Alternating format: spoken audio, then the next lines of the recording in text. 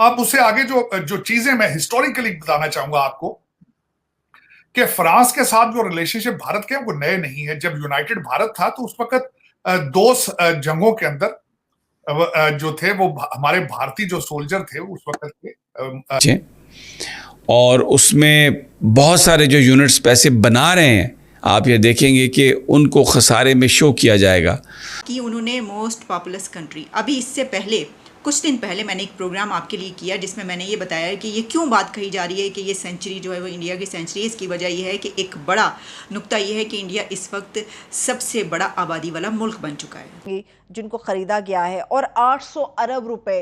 अभी इससे बजट थोड़ा बढ़ सकता है, मगर ये एक रैंडम आइडिया अभी तक आ रहा है कि 800 अरब रुपए की डील यूनाइटेड भारत के 19 सितंबर 1915 में 900 सिख जो थे वो शहीद हुए थे फ्रांस में फर्स्ट वर्ल्ड वॉर।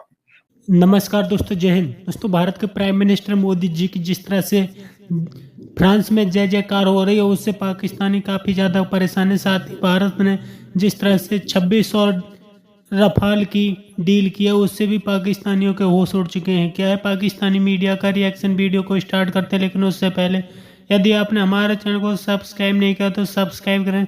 वीडियो पसंद आए तो लाइक करें, कमेंट करें और शेयर करें। जय हिंद, वंदे मातरम। उसमें सेकंड वर्ल्ड वॉर में भी जाते थे। अब मैं जो जो जो सिग्निफिकेंट बातें जो इसमें, एक तो 25वीं ये एनिवर्सरी है भारत और फ्रांस के रिलेशनशिप की। भारत के तीनों जो है एयरफोर्स, नेवी और उसके बाद जो उनकी आर्मी है वो तीनों की तीनों वहां पे परेड में शामिल हैं आज। उसके हवाले से मैं ये बताना चाहूंगा, पंजाब रेजिमेंट जाके वहां पे परेड कर रही है। नेवी का एक शिप चेन्नई वहां पे जो है वो लंगर अंदाज होगा।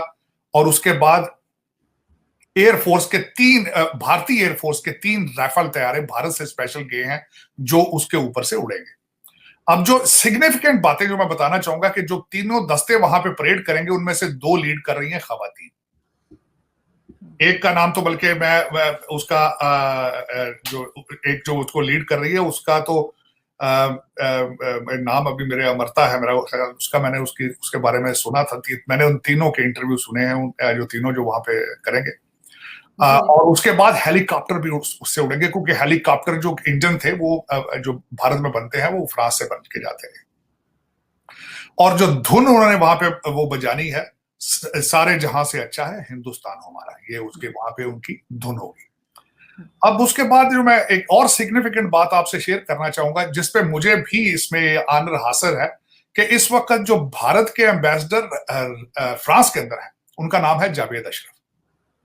तो आज से तकरीबन 20-25 साल पहले मैं एक अमेरिकन डेलीगेशन के साथ भारत गया था और मुझे भी उनसे मुलाकात का शर्फ हासिल है। और बल्कि वहां पे एक इवेंट के अंदर ही वाज अ स्पीकर। वो यहाँ इंडिया की एम्बेसी में सर्व कर चुके हैं वॉशिंगटन डीसी में, लेकिन मेरी मुलाकात उनकी वहां हुई थी न्यू दिल्ली में। और मुझे अभी याद है कि लंच के दौरान मैंने उनसे कई सवाल किए थे। Javed Ashraf very brilliant diplomat और I am very proud of him. उन्होंने अगले दिन अब एक्सप्लेन किया, एक आर्टिकल में मैंने पढ़ा है कि उन्होंने एक्सप्लेन किया कि भारत फ्रांस के रिलेशनशिप सिर्फ राफेल के हद तक नहीं है, they are larger than that. उसकी मैं बात अब मैं उसके हवाले से बताना चाहूंगा। 1998 में जब भारत ने एटमी धमाके किए थे तो भारत जो था आइसोलेट हो चुका था और उसमें फ्रांस ने उनका साथ दिया। और उसके बाद मैं यहाँ पे ये भी बताना चाहूंगा कि यूएस अमेरिका ने यूरेनियम भारत को देने से इनकार किया था, लेकिन फ्रांस ने यूरेनियम दिया था। ये भी मैं इसकी बात करना चाहूंगा। अब इससे आगे मैं चलना चाहूंगा। मैं समझता हूं कि मोदी जी के बड़े शॉर्ट पीरियड के अंदर बड़ी वो कहते हैं मोदी डिप्लोमेसी जो है अभी भारत अमेरिका से अभी वो कॉन्ट्रैक्ट करके गए हैं जेट इंजन असेंबल करने के लिए वहां पे। यहाँ पे ये जो राफेल है ये दासू ऑर्गेनाइजेशन है फ्रांस की और अलायंस जो है भारत की है, ये मिलके करेंगे, बनाएंगे इनको। इनके काफी इक्विपमेंट जो इन हथियारों के वो भारत के अंदर असेंबल होंगे। 51% उस जो ऑर्गेनाइजेशन है जो लिमिटेड इन्होंने कंपनी बनाई है उसके 51% शेयर जो है अलायंस के। और उसके बाद मैं यहाँ पे ये बताना चाहूंगा कि पहले तो हम ये 26 राइफल तैयारों की बात कर रहे हैं, 36 पहले ले चुके हैं। भारत के पास अब 80 राफेल तैयारे होंगे। अब राफेल तैयारे जो है, राफेल तैयारे जिनके, इनकी मैं बताना चाहूंगा कि इसकी सुप्रीमेसी क्या है या इसकी वर्ल्ड स्टैंडिंग क्या है। इसको कंपेयर किया जाता है F-18 हार्नेस्ट के साथ, अमेरिकन जो F-18 है। बल्कि गोवा में कुछ साल पहले दोनों को टेस्ट किया गया था, तो उसमें Rafale were more stronger than the F-18, तो उसके बाद डिसीजन लिया गया था इसको। अब ये जो तैयारे लिए जा रहे हैं, ये जो शिप कैरियर है वहां से ये उड़ने की सलाहियत रखते हैं, मरीन जो अभी रिसेंटली लिए हैं। तो ये जो इंडियन शिप कैरियर है क्रांत, वो गोवा में पोस्ट होगा और उसमें 8 जो है ये तैयारे जो होंगे, ये राफेल उसके ऊपर रहा करेंगे।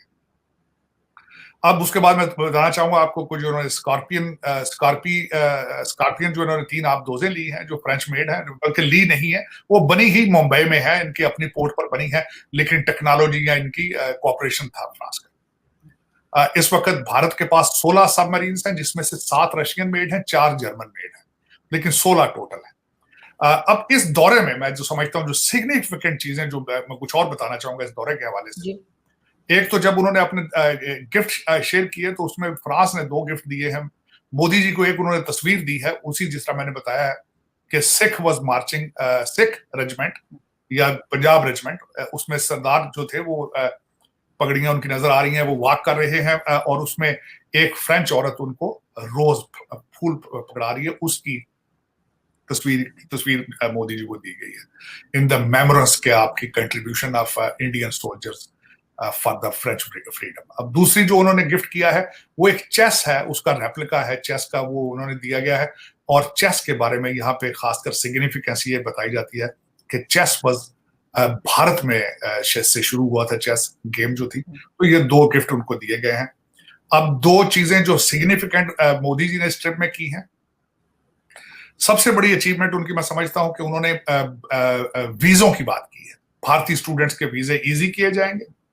और दूसरा, इस वक्त फ्रांस के अंदर कानून है उनका कि जब कोई भारतीय स्टूडेंट मास्टर्स कर लेता है, तो उसको 2 साल का स्टे का वर्क परमिट दिया जाता है। तो कुछ लोगों ने ये कहा कि ये तो कोई ऐसी बड़ी बात नहीं है कि जिसकी बिना पर कहा जा सके। तो अब आपने देखा कि ये कितनी बड़ी बात है, क्योंकि इस एक पॉइंट की बिना पर जो लेवरेज, जो एक अहमियत उस मुल्क को मिल जाती है जो दुनिया की सबसे बड़ी आबादी वाला मुल्क हो, वो उसके पैरेलल किसी और को नहीं मिल सकती।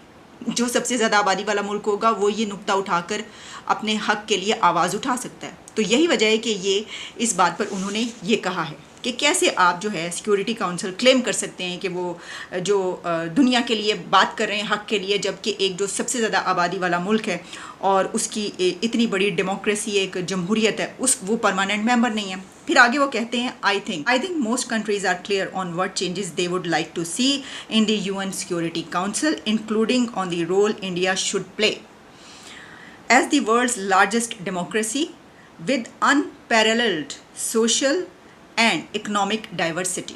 अगर हम ये देखें कि इस वक्त कौन से कंट्रीज़ हैं कि जो इंडिया के हक़ में हैं और कौन से कंट्रीज़ ऐसे हैं कि जो इंडिया के हक़ में नहीं हैं, तो इंडिया को सपोर्ट करने वाले ऑलरेडी जो कंट्रीज़ हैं उनमें फ़्रांस एक बड़ा मुल्क है। फ़्रांस और इंडिया की जो पार्टनरशिप है और जो दोस्ती है, जो ताल्लुकात हैं, उस पर तो कोई दो राय हैं नहीं। बहुत अरसे से उनके ये पार्टनरशिप है। इसी तरीके से आप ये जानते हैं कि जो यूरोपियन कंट्रीज़ हैं उनके साथ भी इंडिया के बहुत अच्छे ताल्लुकात। और दिफाई बजट बढ़ गया। बड़े शादियाने इस वक्त भारत के अंदर बजाए जा रहे कि फ्रांस के साथ हमने एक बड़ा एग्रीमेंट किया। वो इसकी वजह यह है कि चाइना चूंकि पाकिस्तान का दोस्त है, चाइना पाकिस्तान के लिए नरम गोशा रखता है, तो चाइना के खिलाफ जितने भी कंट्रीज़ हैं उन सब के साथ भारत ने हाथ मिला लिया है और चाइना के खिलाफ वो सारे के सारे एक महाज पे इकट्ठे हो गए। और हम ये बात जानते हैं कि लद्दाख का जो महाज है उसमें चाइना की और भारत की बहुत ज़्यादा कशीदगी रहती है। पाकिस्तान में भी ऐसा ही है। पाकिस्तान में पहले तो डिफ़ॉल्ट की बातें थी, फिर $3 अरब की मंजूरी हो गई, फिर कभी हलवा आ रहा है, कभी खीर आ रही है, कभी मिठाई आ रही है। इस किस्म के अलकाबात और अल्फाज हमें सुनने को मिल रहे हैं। कभी हाजी राना सनाउल्लाह साहब को बहुत ज़्यादा मुबारकबाद दी जा रही होती है, कभी डार साहब प्रेस कॉन्फ्रेंस करने के लिए बैठ जाते हैं, कभी प्राइम मिनिस्टर रोज़ 3 तकारीब के अंदर शिरकत करते हैं। तीनों में वो अपने लिए क्रेडिट वसूल करते हैं और समझ नहीं आती ये क्रेडिट है किसका। गवर्नमेंट का क्रेडिट है, वज़ीर ख़जाना का क्रेडिट है, या फिर ये किसी और का क्रेडिट है? अभी तक अवाम कंफ्यूज है। मगर यहाँ पे अलमिया क्या है? पाकिस्तान है, भारत है। पाकिस्तान के अंदर एक ख़बर जिसने सबको हिला कर रख दिया और जिसने बिल्कुल हमें अवाम को पूरी दुनिया के सामने अपने आप को रख दिया कि इनफैक्ट हमारी अंदरूनी हालात क्या हैं। तो दोस्तों इधर पाकिस्तान अपने IMF से भीख मिलने का जश्न मना रहा था, तो उधर भारत ने बड़ा खेल कर दिया। भारत ने जिस तरह से फ्रांस से 26 और रफाल की डील कर ली है, उससे पाकिस्तान में इस वक्त खौफ का माहौल बन चुका है। पाकिस्तानियों का कहना है कि भारत जिस तरह से लगातार डील पे डील किए जा रहा है उससे पाकिस्तान को खतरा बढ़ता चला जा रहा है, क्योंकि पाकिस्तान इस वक्त इकोनॉमिकली काफ़ी ज़्यादा वीक है। ना तो उसके पास कोई हथियार खरीदने के लिए पैसे हैं और ना ही अपनी आवाम को 2 वक्त की रोटी देने के। यही कारण है कि पाकिस्तानी भारत के हथियार खरीदने पर भी एतराज़ जाहिर कर रहे हैं। जिस तरह से भारत के प्राइम मिनिस्टर मोदी जी ने फ्रांस में भारत के प्रधानमंत्री मोदी जी की जय जयकार हुई है, उससे पाकिस्तानी काफ़ी ज़्यादा परेशान है, क्योंकि जिस तरह से भारत के रफाल ने फ्रांस में उड़ान भरी है, उसे देखकर भी पाकिस्तानियों की नींदें सरक ख़त्म हो चुकी हैं, क्योंकि पाकिस्तानियों को पता है कि भारत अब जंग की पूरी तैयारियां कर चुका है। पाकिस्तानी बार बार यही बात कहते हैं कि भारत जंग की पूरी तैयारियां कर चुका है, कभी भी पाकिस्तान पर हमला कर सकता है। आपकी क्या राय कमेंट में जरूर शेयर करें। यदि आप चैनल पर नए तो चैनल को सब्सक्राइब करें, वीडियो पसंद आए तो लाइक करें, कमेंट करें और शेयर करें। जय हिंद, वंदे मातरम।